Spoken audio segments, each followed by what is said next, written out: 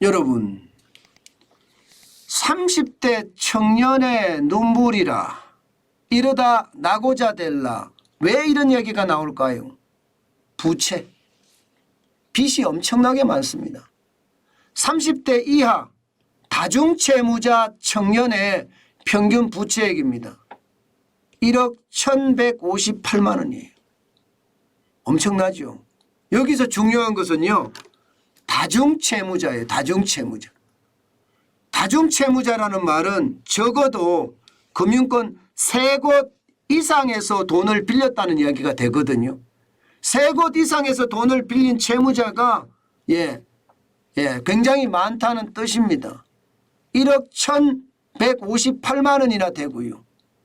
이게 여러분, 이게 저는 굉장히 위험하다 이런 생각을 하거든요.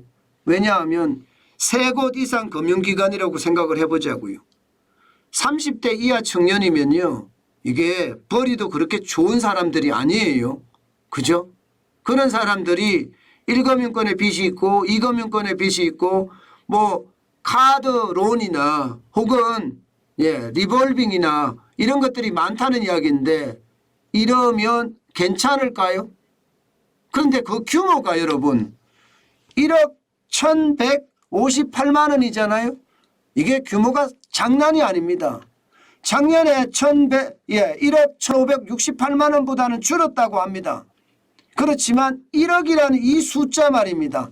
이 숫자가 저는 굉장히 충격이 될 수 있다고도 생각을 합니다. 왜냐 하면 말입니다. 이 1억을 다 합쳐보니까 금액이 말입니다. 155조 1,000억 원이나 됩니다. 155조 1,000억 원.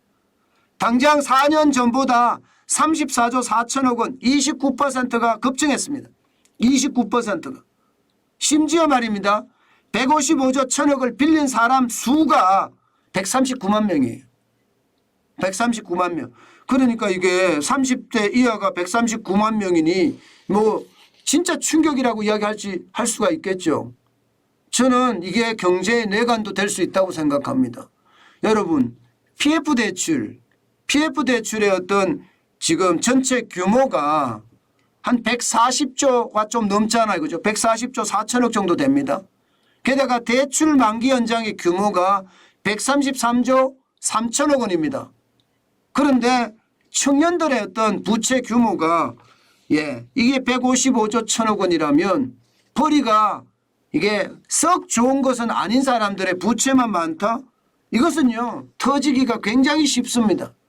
오죽했으면 제가 이러다 나고자 될라 이런 말을 썼겠습니까? 30대 이하 청년들이 여러분 1억 부채를 갚기란 굉장히 어렵습니다. 이게 40대나 50대 잘 나가는 사람들이 이걸 갚기는 그나마 조금 수월할 수는 있습니다. 그러나 청년들은 그 어느 때보다 어렵다 이렇게 이야기합니다. 한계 청년들이 굉장히 많다는 이야기잖아요.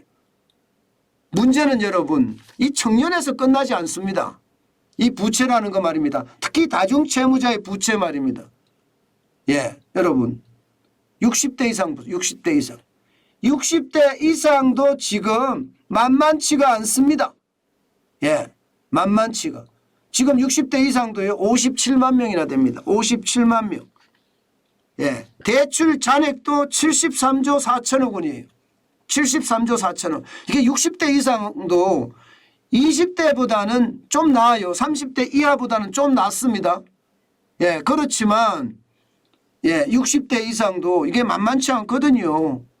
지금 73조 4천억 원이나 되니까 결국 말입니다. 이 그래프를 보고 있으면 여러분 이게 빚이 뇌관이 될 수도 있다는 이야기를 하고 있는 거예요. 지금 30대 같은 경우도요 139만에 가지고 있는 잔액만 하더라도 155조 1,000억 원이나 되죠. 적지 않다는 이야기잖아요. 40대는 134만 7천 명이고요. 50대는 116만 6천 명입니다. 그리고 60대 57만 명에 73조 4천억 원이니까 이게 충격이 될 수도 있다는 이야기입니다. 지금 그 어느 때보다 여러분 이게 30대 이하 여기가 굉장히 문제라는 겁니다. 아니 모든 사람들이 지금 우리 경제의 뇌관 이야기하는 게 여러 가지가 있을 수 있는데요. 그중에서도요 20대 30대의 어떤 다중 채무자가 늘어난다는 것 우리 경제에는 굉장히 큰 아킬레스건이 될 수밖에 없습니다. 이들이 사회의 주축이거든요. 이들이 사회를 끌고 가는 젊은 힘입니다. 그런데 이 젊은 힘이 무너진다는 것은 여러분 그만큼 상황이 나빠진다 이런 얘기가 되는 겁니다. 그렇지만 젊기 때문에 그나마 희망은 있다 저는 그렇게 생각합니다. 예, 젊기 때문에. 예, 그러나 예, 경제 상황이 받쳐줄 때 이게 희망이 있는 건데 요즘 같을 때는요.